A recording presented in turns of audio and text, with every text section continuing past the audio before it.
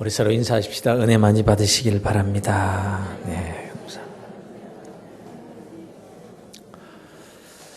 오늘 본문의 말씀은 호스테라는 접속사로 시작하고 있습니다. 그러므로 이 접속사가 어떨 때 쓰입니까? 지금까지 말한 내용을 근거로 해서 결론적으로 말할 때, 그러므로, 그렇기 때문에, 그렇다면 그 근거가 되는 내용이란 뭡니까? 바로 지난 우리 주일 오후 예배에서 살펴보았던 예수님의 겸손과 복종의 삶을 말하는 것입니다. 하나님이 예수님을 지극히 높이신 이유는 예수님이 겸손하게 낮아지신 그 삶, 하늘 보좌를 버리시고 사람의 몸이 되셨을 뿐만 아니라 죽기까지 복종하신 그 삶 때문이라는 것입니다. 그러므로 낮아지시지 않으셔도 그는 하나님의 아들이시고 만왕의 왕이십니다. 그럼에도 불구하고 예수님조차도 하나님의 뜻에 복종하시고 겸손한 자리까지 낮아지실 때에 하나님이 기뻐하시고 높이시고 모든 무릎을 그 앞에 꿇도록 해주셨다고 말씀하시는 그 이유, 그것이 무엇이겠습니까? 우리를 위해서 예수님을 본보기로 내세우신 것입니다. 그러므로 예수님을 본받아서 겸손하게 사는 자를 높여주시겠다는 하나님의 마음, 하나님의 의지를 보여주시는 그 말씀인 것입니다. 그래서 오늘 본문에 그러므로 이렇게 시작하는 거예요. 하나님이 예수님을 본보기로 삼으실 정도로 겸손하고 복종할 때 높여주신다고 하시지 않으셨느냐. 그러므로 너희들이 이렇게 살아야 하느니라. 이것이 바울 사도의 논지인 것입니다. 사랑하는 성도 여러분, 그러니까 우리가 겸손하고 볼 일입니다. 여러분. 겸손이 축복의 문이고 은혜 받는 통로이기 때문이고 또 교만하고서야 하나님의 은혜를 받기는커녕 하나님의 미움을 받을 뿐이잖아요. 그러므로 일렀으되 하나님이 교만한 자를 물리치고 겸손한 자에게 은혜를 주신다 하였느니라. 이게 하나님의 말씀이요. 이것이 헛된 말씀이 아니시라면 우리가 정말 하나님을 믿고 하나님 말씀을 믿는다면 피할 길이 없잖아요. 교만하고서야 어떻게 우리가 이 땅에서 살아갈 수 있겠냐는 것입니다. 살기야 살겠죠. 사는 게 있습니까? 하나님이 대적하시는 그런 삶을 사는 것이 삶이라고 할 수 있겠습니까, 여러분? 그런데 겸손하기가 쉽지 않은 것이 문제입니다. 특히 교만한 자 앞에서 겸손하기가 쉽지 않고요. 저잘났다고 고개를 쳐드는 그런 사람 앞에서 겸손하기가 참으로 힘든 거예요. 겸손한 사람 앞에서는 겸손하기 쉬워요. 그런데 이거 꼴불견인 사람 앞에서 그런 사람을 앞에 두고 내가 낮아져서 그 사람 앞에 무릎을 꿇는 그런 자세로 겸손해지기가 여간 어려운 게 아니라는 것입니다. 그렇기 때문에 바로 여기에서 믿음이 필요한 거예요. 믿음. 예수님이 사람이 되셔서 죄인들에게 조롱을 당하시고 매를 맞으시고 십자가에 달려 죽기까지 겸손하게 내려가신 이유가 뭡니까? 그냥 누가 때려도 맞으실 밖에 없는 그런 분이시기 때문에 그랬던가요? 성품 자체가 아무리 건드려도 가만히 계실 수밖에 없는 그런 분이십니까? 그런 경우라면 겸손한 사람이라고 할 것이 아니라 바보라고 해야 되는 거예요. 바보. 예수님이 십자가에 달리시기 전에 하나님께 이렇게 기도합니다. 내 아버지여, 만일 하실만 하시거든 이 잔을 내게서 지나가게 해 주시옵소서. 그러나 나의 원대로 마옵시고 아버지의 원대로 하옵소서. 이게 뭡니까? 바보라서 그런 게 아니라는 거예요. 예수님의 겸손은요, 복종의 겸손인 거예요. 복종의 겸손. 우리에게 요구되는 겸손이라는 것도 바로 이 복종의 겸손인 거예요. 겸손이란요, 성격이 아니에요. 그냥 참는 것만을 두고 말하는 게 아닙니다. 성경이 말씀하는 바 겸손이란 하나님과의 관계에서 나타나는 겸손을 말하는 것입니다. 우리가 본받아야 될 예수님의 겸손이란 자신을 죽이고 하나님 말씀에 복 복종함으로 나오는 겸손 말하는 거예요. 십자가에서 피 흘리시고 죽으셔야 하는 그 고난의 잔, 이 잔을 우리 주님께서 받고 싶어서 받으신 게 아니에요. 나는 싫습니다. 피하고 싶습니다. 이 잔을 안 받았으면 좋겠습니다. 이것이 내가 원하는 바요 나의 뜻입니다. 그러나 내 뜻과는 상관없이 내 뜻대로 하지 마시고 아버지의 뜻대로 하시옵소서. 제가 복종하겠습니다. 이 복종을 가리켜서 겸손이라고 하는 겸손. 그런데 이 겸손에 대해서 성경이 약속하고 있는 바가 뭡니까? 겸손한 자에게 은혜를 베푸신다. 은혜가 뭡니까? 하나님께서 주신 은혜가 뭡니까? 받을만 해서 받게 되는 게 아니에요. 자격이 없지만 하나님께서 한없는 사랑으로 우리에게 값없이 베풀어 주는 것이 은혜잖아요. 그런 은혜 받고 싶지 않습니까? 물론 구원의 이 은혜를 우리가 받았지만 이 땅에 살면서도 하나님께서 주시는 이 은혜 받고 싶지 않으세요? 근데 겸손한 자에게 이 은혜를 주신다. 이렇게 말씀하신다. 겸손으로 낮아진 그를 또 하나님께서 높여주실 것이라. 누구를 높여주시나? 높아지고자 하는 자를 높여주시는 것이 아니라 하나님의 말씀에 복종하여 겸손한 자리로 내려가는 자를 하나님이 높여주신다. 그러니 결과를 보면 겸손해야 되겠는데 당장 내 눈앞에서 교만한 자들이 꼴볼견 같은 짓들을 할 때에 그 앞에서 겸손하기는 무척 어려운 거예요. 그래서 겸손이요 복이 있는 거예요. 아무나 다 할 것 같으면 그건 누가 하라 마라 할 것이 뭐가 있어요? 그런 차이는 간단한 거예요. 하나님으로부터 은혜를 받는 사람과 받지 못하는 사람의 차이란 곧 겸손의 결과를 아는 사람과 모르는 사람의 차이라고 할 수 있는 거예요. 정말 여러분 그 결과를 확실하게 믿는다면 참을 수 있는 거예요. 겸손의 결과를 알고 믿기 때문에 복종의 자리까지 내려갈 수가 있게 되는 것입니다.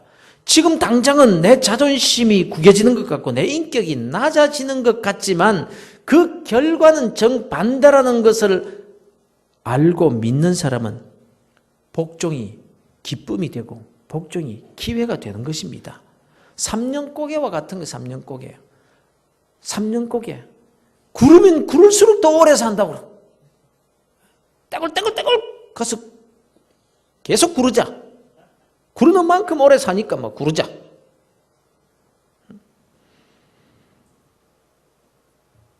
무시를 당하고 자존심이 상하는 일이 있으면 있을수록 그에게는 호재가 되는 거예요. 무슨 뜻인지 아시겠어요? 그것이 왜 자꾸 내 성질을 건드리는 사람이 이렇게 많나? 그게 아니라 정말 이 결과를 믿고 하나님의 그 은혜 주심을 믿는다면요. 그게 기회 아닙니까? 누가 내 성질 좀 건드려 안 주나? 한번 딱 참아가지고 내가 하나님께 은혜를 받고 하나님께서 높여주시는 자리에 좀 가고 싶은데 좀 나 좀 건드려 다고. 아니면 그렇게까지 할 필요는 없겠지만. 그러니 우리가 믿는 것 같지만 참 우리가 믿음이 없어요. 믿음이 없어요. 그런데 반대로 하나님의 뜻에 복종하지 않고 교만의 자리에 머무른다면 그 결과는요. 그 결과를 정말 믿는다면요. 하나님이 대적하신다. 그 인생이 어떻게 되겠습니까, 여러분? 교통신호.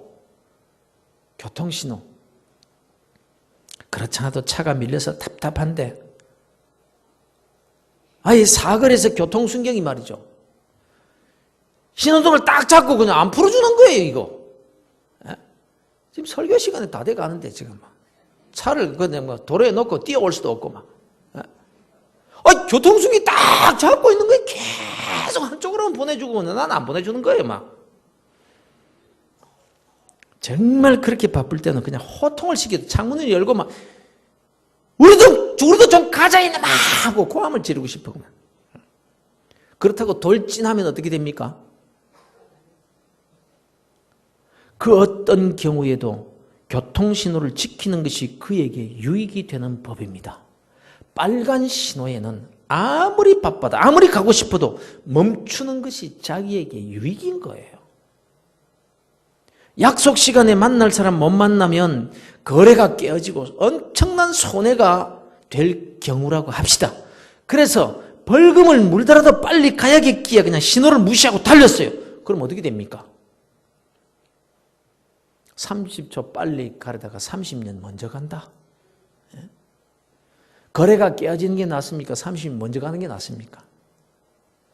그래서 아무리 바빠도 빨간불에서는 서는 겁니다. 아무리 내가 하고 싶어도 하나님께서 빨간불을 켜시면 멈추는 것이 지혜로운 자지. 그냥 돌진해요. 교만의 빨간불.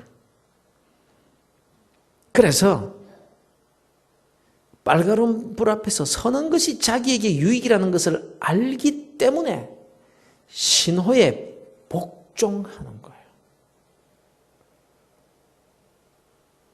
교만 앞에서, 교만의 빨간 불 앞에서 내가 복종하는 것은 하나님을 믿기 때문이고 하나님의 말씀을 믿기 때문이고 그 결과를 알기 때문에. 그런 거로 오늘 본문에서 내게 가르치시는 이 교훈은 복종의 차원에서 생각하셔야 된다는 것입니다. 그러므로 나의 사랑하는 자들아, 바울이 빌립보 교인들을 사랑하기 때문에 사랑하는 만큼 간절히 권면을 하고 있는 것입니다. 오늘 이 말씀이 바로 저와 여러분에게 주시는 하나님의 말씀이요, 또 나를 사랑하시는 하나님의 음성, 주님의 음성으로 들으시기를 주의 이름으로 축원합니다. 바울 사도가 빌립보 교인들에게 이렇게 말합니다. 너희가 나 있을 때뿐 아니라 더욱 지금 나 없을 때에도 항상 복종하여 두렵고 떨림으로 너희 구원을 이루라. 여기에서 항상 복종하여 두렵고 떨림으로 너희 구원을 이루라 라고 하는데 항상 이루어야 될 구원이 뭡니까? 구원은 한 번만 받으면 되는 것 아닙니까? 항상 매일 몇 시간 받아야 될 구원이 있다는 거예요. 여기에서 말씀하는 바 구원이란 종말론적인 그 구원을 말하는 것은 아닙니다. 구원에는 세 가지 차원의 구원이 있을 수가 있습니다. 첫 번째가 과거의 구원입니다. 둘째가 미래의 구원, 곧 종말론적인 구원을 말할 수가 있습니다. 과거의 구원이란 우리가 예수를 믿을 때 받은 구원, 예수를 믿어서 구원받은 그 존재가 된 것, 주님께서 이미 이루신 그 십자가의 은혜로 구원받은 자로서 지금 살아가고 있습니다. 비록 이 땅의 불신자들과 섞여서 살아가고 있지만 그 신분은 그들과 다릅니다. 하나님의 자녀여 또 천국 시민권을 가지고 이 땅에 사는 자들이 된 것입니다. 그래서 이 과거의 구원을 근거로 해서 미래의 궁극적인 구원이 이루어지는 거죠. 주님 재림하시는 날, 그 마지막 날 궁극적인 구원을 우리가 받게 될 것입니다. 이와 함께 우리에는 현재적 구원이 있는 거예요. 현재적 구원.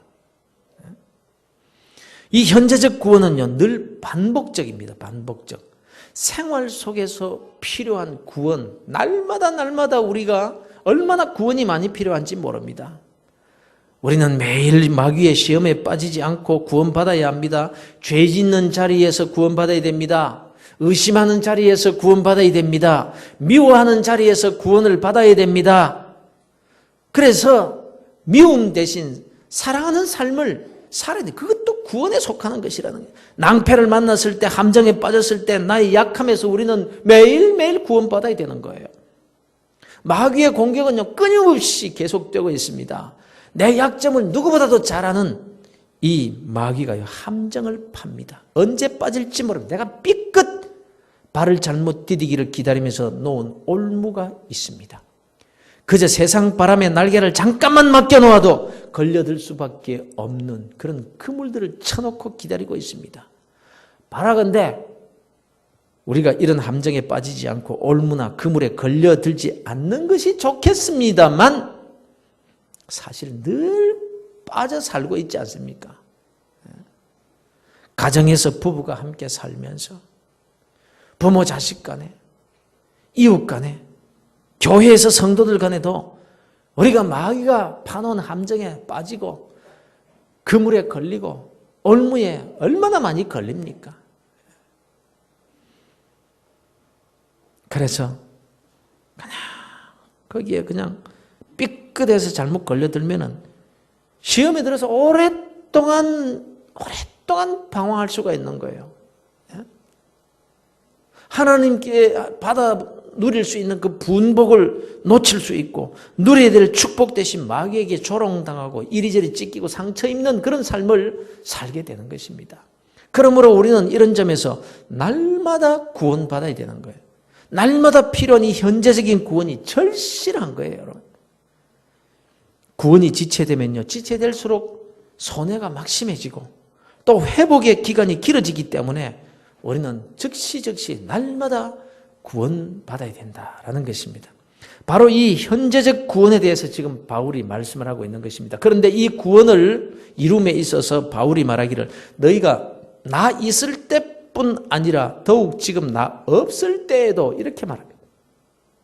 신앙생활에 있어서 우리가 정말 명심해야 될 중요한 부분이에요. 책은담에 보면요, 이런 말이 있습니다. 고요한 중에 고요한 것은 고요함이 아니다.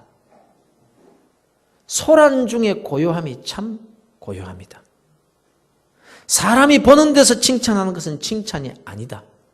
남이 안 보는 데서 하는 칭찬이 참 칭찬이다. 이건 맞는 말이에요, 여러분.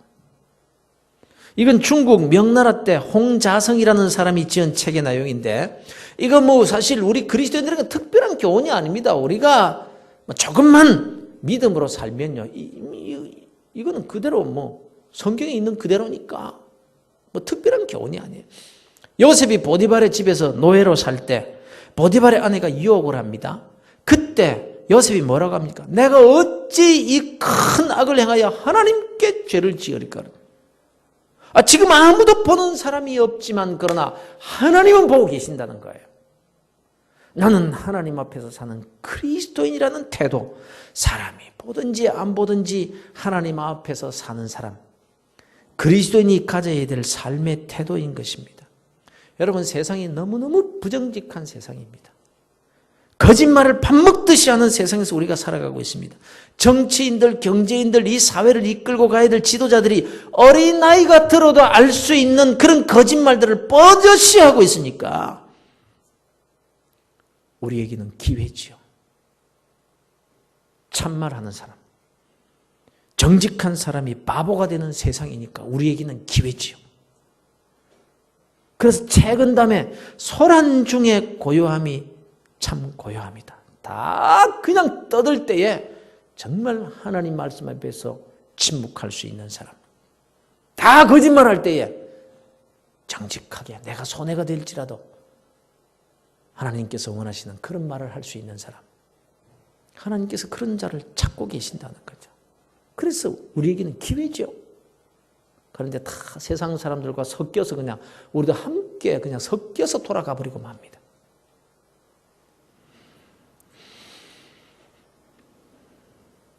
사랑하는 성도 여러분, 이런 부정직한 세상에서, 이런 사회 풍조에서 하나님 앞에서 정직하게 살아 하나님의 눈에 띄는 그런 복된 그리스도인들 되시기를 주 예수 그리스도 이름으로 축원합니다. 그래서 너희가 나 있을 때뿐만 아니라 더욱 지금 나 없을 때에도, 내가 있으나 없으나 하나님이 보고 계시니까, 이 바울의 말이 그 어느 때보다도 절실한 말씀이 아닐 수가 없는 것입니다. 오늘날 자칫 잘못하면요, 섬김의 봉사에도 사람의 눈을 의식할 수가 있다는 거예요. 아니요, 거의 다 그렇게 살아가고 있어요. 어떤 사람은요, 직분 받기 전에는 열심히 섬기고 겸손하게 봉사하다가 직분을 받고 나니까 달라지는 사람이 있어요.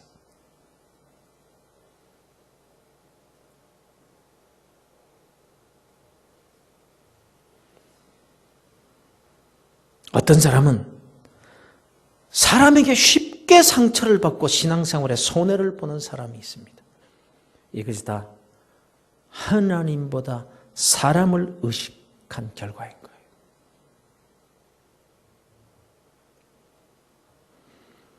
그런데 특히 누가 보든지 보지 않든지, 바울이 저들과 함께 있든지 없든지 한결같아야 될 이유가 뭔가 하면요, 바로 이 구원 때문입니다. 구원 때문. 날마다 받아야 될 구원, 날마다 시험에 이겨야 되고 마귀의 함정과 올무나 그물로부터 벗어나는 그런 삶을 살기 위해서는 누가 보든지 안 보든지 항상 잊지 말아야 될 그 교훈이 뭔가 하면 항상 복종하여 두렵고 떨림으로, 이 말이에요. 항상 복종하여 두렵고 떨림으로. 항상 두렵고 떨림으로 복종하라는 것입니다. 어떤 복종입니까? 겸손의 자리까지 내려가기 위해서 복종해야 될 이유가 있다. 마음에 내키든지 안 내키든지 예수님이 그러셨던 것 같이 하나님의 말씀에 복종하는 태도로 겸손해야 된다는 거예요. 특히 구원을 위해서, 은혜를 받기 위해서, 축복의 삶을 위해서 말이에요. 그렇습니다, 여러분. 두렵고 떨림으로 경외하는 마음으로 하나님의 뜻에 복종하여 겸손의 자리로 내려갈 때에 이 구원, 현재적인 구원, 지금 우리가 그렇게도 몸부림치면서 해결해 주십시오, 해결해 주십시오, 소원을 가지고 기도하는 그 구원, 그것이 이루어진다는 거예요. 그럼 지금 안 이루어지는 이유는 뭡니까? 두렵고 떨리는 마음으로 복종하여 겸손한 자리에 내려가지 못하기 때문이 아닌지 살펴보십시오. 겸손하고서는 하나님과 동행할 수 없어요. 겸손하지 않고서는. 교만한 자는 하나님께서 대적하신다고 하셨다.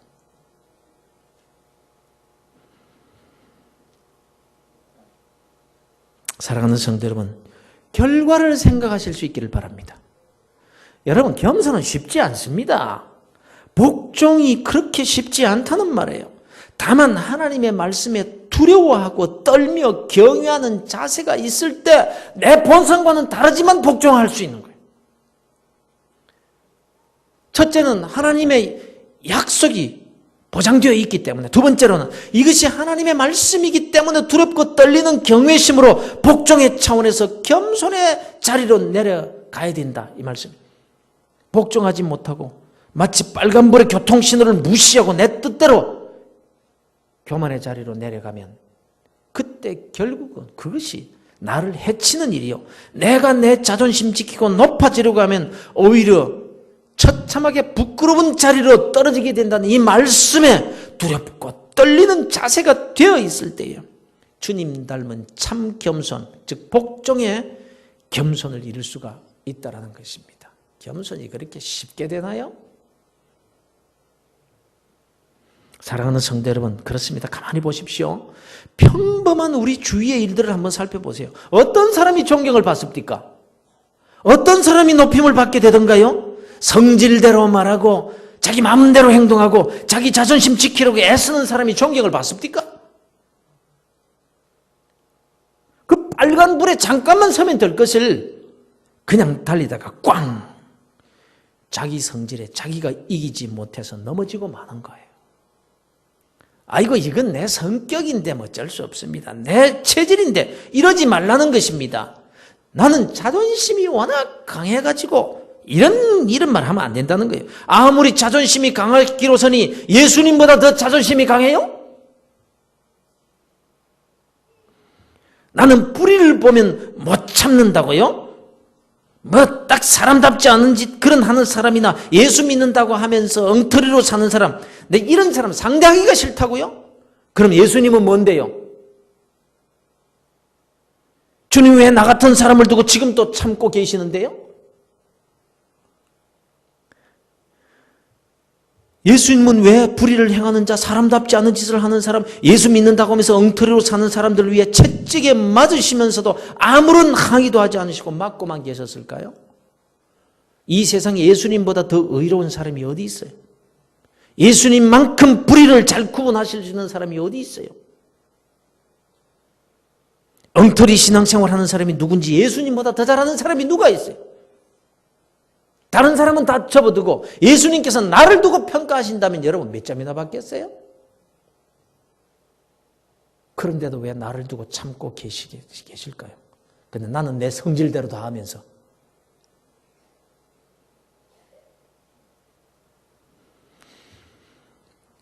그럼에도 불구하고 복종하여 겸손을 이루신 예수님, 그 결과 만인을 구원하시고 지극히 높임을 받으셨던 이 사실을 본문이 강조하고 또 강조하고 있는 것입니다. 그러므로 항상 복종하여 두렵고 떨림으로 너희들의 구원을 이루라. 이 말씀을 정말 경외하는 말씀으로 받으실 수 있기를 바랍니다. 그리고 날마다 순간마다 이 구원을 이루실 뿐만 아니라 하나님께서 존귀한 자리에 앉혀주시는 그 은혜를 여러분이 받게 되시기를 주님의 이름으로 축원합니다. 그런데 여러분, 우리가 다 겸손한 사람 되고 싶어 하지 않습니까?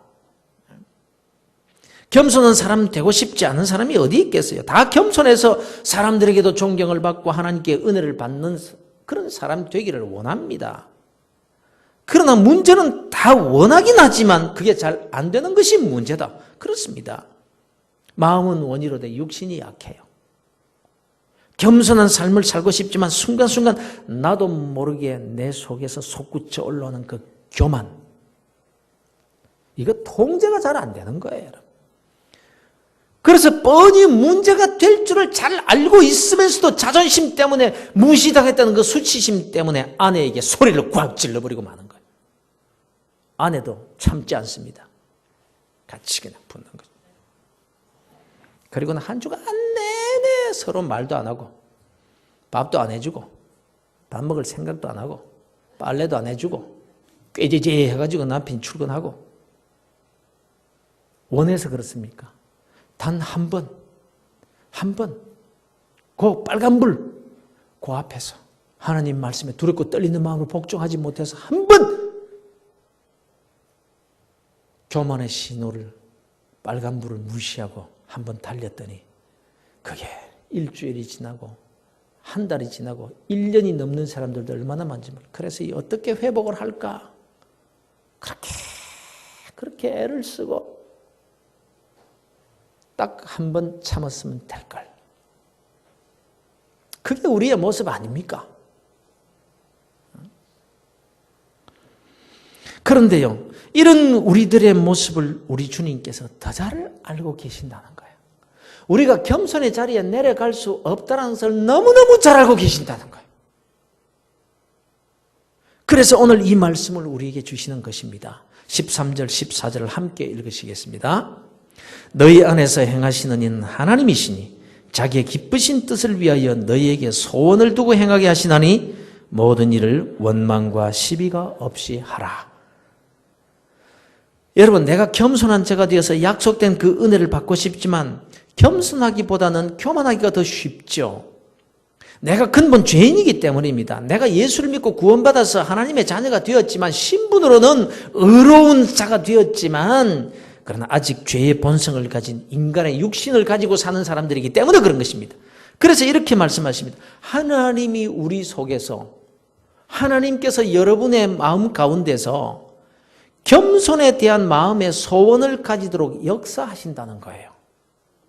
지금도 여러분 마음 속에서 하나님이 겸손에 대한 소원을 가지도록 역사하고 계시다는 거예요.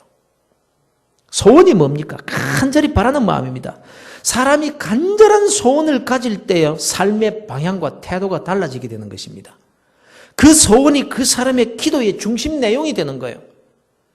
소원, 내가 돈 벌고 싶다! 그 소원이면요, 그 돈 버는 일에 집중하고 기도의 내용도 그리로 가는 거예요. 내가 겸손하고 싶다. 이것이 마음의 소원이 되면요, 그렇게 된다니까. 기도도 그렇게 할 테니까. 이게 사실 일반 은총으로 인간에게 주어지는 신지식이라는 겁니다. 예? 그게 뭐냐면 지성이요. 지성이면 뭐라? 감천이다. 이 마음의 소원을 가지면은 정말 그렇게 그냥 충성을 어떤 일에 들이면은 하늘도 감동한다. 이게 신지식. 무슨 말입니까? 우리 속에는 각자가 하나님을 알만한 지식을 다 가지고 있다는 것입니다. 그런데 인간의 죄로 인해 어두워져 버렸습니다. 그래서 하나님을 찾고자 하는 마음은 있는데 영안이 어두워져 버렸기 때문에 엉뚱한 것을 찾게 된다는 거예요. 바로 이 말씀입니다. 하나님을 알되 하나님을 영화롭게 하도 아니하며 감사하지도 아니하고 오히려 그 생각이 허망해지며 미련한 마음이 어두워졌나니 스스로 지혜 있다나 어리석게 되어 썩어지지 아니하는 하나님의 영광을 썩어질 사람과 새와 짐승과 기어다니는 동물 모양의 우상으로 바꾸었느니라. 지성이면 감천이다. 정말 마음의 소원을 가지고 막 빌면 하늘도 감동한다 그 말이잖아요. 그런데 그들이 말하는 그 하늘이 뭘 의미합니까? 그냥 저 하늘입니까? 어떤 바보가 저 하늘을 보고 좀 감동을 하겠다. 하늘이 뭘 감동을 해요? 저 푸른 하늘을 말하는 게 아니라 하늘에 계신 어떤 절대자, 이걸 말하는데 실상은 바로 하나님을 두고 하는 말이에요. 그들도 여호와 하나님, 우리가 믿는 창조주 그 하나님을 찾지 못해서 어떤 절대자, 그걸 지금도 다 찾고 있는 거예요. 여러분, 우리 그리스도인들도요, 정말 하나님의 뜻을 이루고자 하는 그런 소원을 가지게 되면요, 이루어집니다. 내 욕심을 위한 소원이 아니라 하나님의 뜻을 이루는 그것이 소원이 되어서 기도하고 몸부림치면서 애를 쓰는데 하나님이 이루어 주시지 않으시겠어요? 본문에서 뭐라고 하시는 겁니까? 자기의 기쁘신 뜻을 위하여 너희에게 소원을 두고 행하게 하시나니. 여러분, 이 말씀이 얼마나 은혜로운 말씀인지 몰라요. 우리 주님을 본받아서 겸손하게 되는 일, 하나님을 경외하는 마음으로 복종하여 겸손을 이루는 일, 나보다 남을 더 낮게 여기고 섬기고자 하는 그 일이 나의 기쁨이 되어서 그저 이 사람도 세워주고 저 사람도 격려해주고 어디에서나 누구에게나 베푸는 삶을 사는 사람이 되고 싶어하는 그 소원, 이 소원을 가진 사람이 되게 하시고, 그래서 또 결국 그렇게 겸손하게 사는 사람이 되어서 사람들에게 존경을 받게 해주시고 높은 자리에 세워주셔서 그 이름이 뛰어나게 해주시는 그 은혜, 이 은혜를 주시고 싶어 하시는 것이 하나님의 기쁘신 뜻이라는 겁니다. 여러분이 바로 이 소원을 가지게 되시기를 주의 이름으로 축원합니다. 그리고 그 소원대로 겸손한 자가 되셔서 날마다 필요한 구원을 이룰 뿐만 아니라 하나님께서 높여주시는 그 복된 삶을 사는 그리스도인들이 되시기를 바랍니다. 그런데 이런 소원을 품고 그 소원대로 살기 위해서 필요한 순종의 삶이 있다는 거예요. 바로 14절의 말씀입니다. 모든 일을 원망과 시비가 없이 하라. 우리가 잘 아는 대로 하나님이 싫어하시는 일 가운데 아주 싫어하시는 일이 바로 원망입니다. 이스라엘 백성들이 광야에서 원망하다가 가나안 땅에 들어가지 못하고 다 죽었습니다. 이 원망이 사람을 불안하게 만들고 죄짓게 만들고 다툼과 시비를 일으키게 되는 거예요. 그러니 원망과 시비는요, 겸손이 아닌 교만하게 만드는 주범이 되는 거예요. 시비가 뭡니까? 말이야, 시시비비는 우리가 가려야 된다. 옳고 그러면 가려야지. 예? 이렇게 하지만 따지고 보면 거기에는 내가 옳다는 것을 주장하려는 것이요, 내가 너보다 더 낫다는 것을 나타내려는 마음이 숨겨져 있는 겁니다. 주님을 기억하십시오. 하나님의 뜻에 복종하기 위해서 빌라도 앞에서 입을 다무셨습니다. 빌라도가 이상하게 생각했다는 거예요. 아니, 말만 하면, 자기의 무죄를 주장하기만 하면 풀려날 수도 있었는데 아무 말씀도 안 하시니까 그 참 이상하게 생각했다는 거예요. 그러나 주님은 자기 주장을 포기하셨습니다. 시시비비를 가리려고 하지 않았습니다. 단지 말씀에 복종하셨을 뿐입니다. 성경은 증거합니다. 그래서, 그렇기 때문에, 그러므로 하나님이 그를 지극히 높이셨다고 이렇게 표현하고 있습니다, 여러분. 그런 거로 우리가 모든 일에 원망과 시비가 없도록 해야 할 것입니다. 그러면 우선은 답답하게 느껴져도 일을 분명하게 하지 못하는 것 때문에 곤란한 일이 벌어질 수도 있겠죠. 그러나 결과를 생각하십시오. 당장 눈앞에 손해만 보시면 안 됩니다. 교회의 일도, 가정의 일도, 부부간의 일도, 부모 자식 간의 일도, 이웃과의 관계에서도 얻는 것 같으나 잃는 쪽을 택하지 마시고 잃는 것 같지만 얻는 쪽을 택하시기를 바랍니다. 믿음으로 견디셔야 돼요. 결과를 생각하고 말입니다. 그런데 그 무엇보다도 원망과 시비를 피해야 될 이유가 뭔가 하면 너희 안에서 행하시는 이는 하나님이시니. 이 말씀 때문에 그래요. 우리 안에 행하시는 하나님이 누구십니까? 누구시죠? 성령님. 성령님. 주님 닮는 삶을 살고자 하는 마음, 겸손하게 살고 싶어하는 그 소원을 가지고 그 일을 하도록 도와주시는 분이 누구시냐? 이분이 성령님이신데, 이를 가리켜서 우리가 이렇게 말합니다. 성령의 역사 혹은 성령의 감동, 성령의 내주하심, 성령의 도우심, 이런 용어로 우리가 표현을 합니다. 너희 안에서 행하시는 이는 성령 하나님이시니 그러므로 모든 일을 원망과 시비가 없이 하라. 이해하시겠습니까? 우리는 성령의 역사하면 무슨 병 고치는 일이나 어떤 신비한 능력이나 환상이나 방언의 은사나 어떤 기적적인 일이라고만 생각하는 거예요. 물론 그런 일도 성령의 역사나 은사에 속하는 일입니다. 그러나 우리가 기억해야 될 것은 가장 큰 성령의 역사는 원망과 시시비비하지 않도록 하시는 일이라는 거예요. 그래서 성령의 열매가 뭡니까? 다 원망과 시비를 버리면 나타나는 열매들이에요. 사랑과 희락과 화평과 오래 참음과 자비와 양성과 충성과 온유와 절제, 전부 원망과 시비를 그치면 맺게 되는 열매들입니다. 성령께서 내 속에서 역사하시는 증거가 뭔가? 원망과 시비를 하지 않도록 하시는 성령의 역사가 지금도 계속되고 있는데, 우리는 성령을 거스르면서 사는 거예요. 사랑하는 성도 여러분, 실상 성령님은 지금도 우리 마음속에서 역사하고 계십니다. 오늘도 말씀으로 이 시간 조용히 내 안에 찾아오셨습니다. 말씀에 복종해라. 복종해라.